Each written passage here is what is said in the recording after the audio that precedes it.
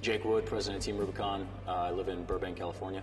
So Team Rubicon ended up in Haiti because I was sitting around in my living room.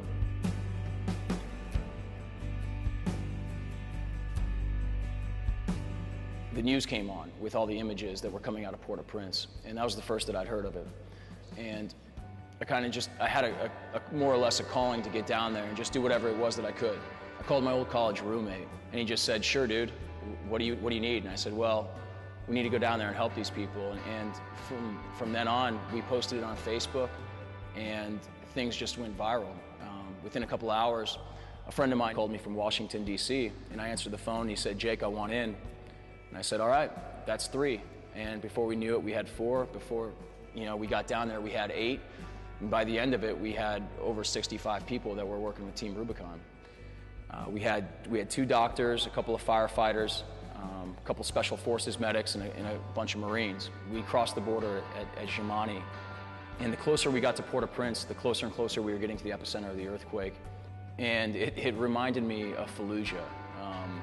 Just buildings just collapsed on each other. And it literally looked like it had just sustained a 10-day bombing campaign. You just saw in everybody's eyes, it was just kind of this, what happened? What's going on? And we just went to work. We went to a place called the Manresa refugee camp, and we treated about 400 people. And these people, this was 4 or 5 days after the earthquake, and these people hadn't yet seen a doctor. And we're talking about people with amputated limbs, broken femurs, broken backs, distended stomachs. It was the worst medical situation imaginable.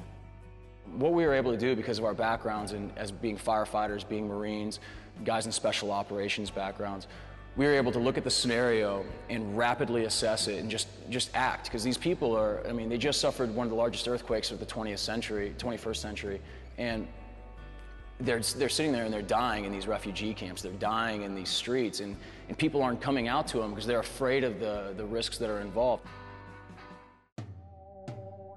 It's really given a lot of guys the opportunity to come back as military veterans, or to step out of the fire department, or step away from being a doctor for a week or 2 weeks, and take everything that they have and go serve someone else somewhere that doesn't have those assets available to them on a daily basis. And Team Rubicon gives them an avenue to continue to serve. I guess what inspires me is the opportunity to change the status quo. I don't like seeing things the way they are, and a lot of times the way things are isn't ideal.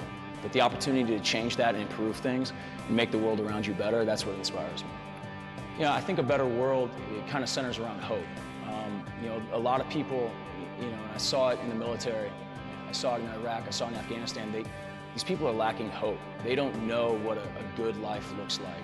Just hope that people care, hope that people around the world truly are concerned about their well-being, hope that when their child grows up, they can have an education, they'll have access to doctors and to clean water.